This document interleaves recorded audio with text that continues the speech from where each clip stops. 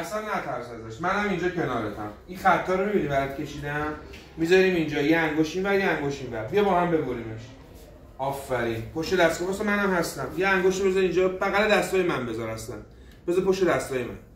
اصلا ببین مردونه که با دقت با حوصله اصلا هم نترس. من اینجام. اگه این خطر داشت ما نمیذاشیم تو باش کار کنی که. بریم. قول بده. قول بده به خدا. آفرین. عالی.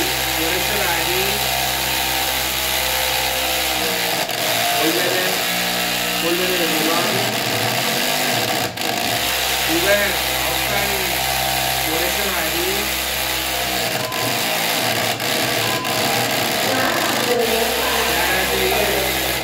عالی بودی رایان. عالی بودی. بشین اینجا. دیگه اینک که تو میتونی برداری، با اینک کاری نداری، خطری دیگه شما رو تهدید نمیکنه. خب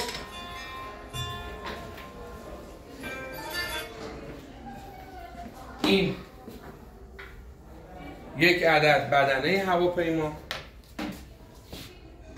این بالهای هواپیمای شما و این هم یک پروانه برای هواپیمای شما. خب حالا باید چیکار کنیم؟ به این دست بزن. به این میگن سنباده. سنباده چیکار میکنه؟ نگاه کن این چوبه ببین، زبریا رو میبینی؟ همه اینا رو بکشونین، صیقلیش کن، ترتمیز ببین چقدر خوشگل شد. میبینی؟ همه قطعات رو انجام بده، تموم شد بیا اونجا با هم بسازیمش با دقت.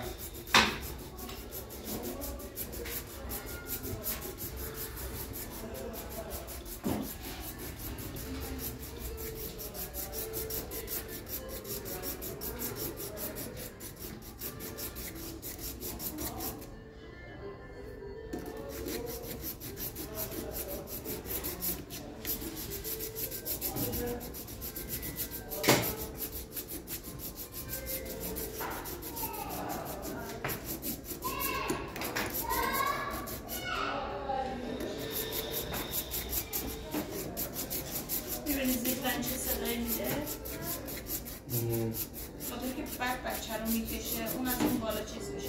ببین الان باعث میشه تمام اون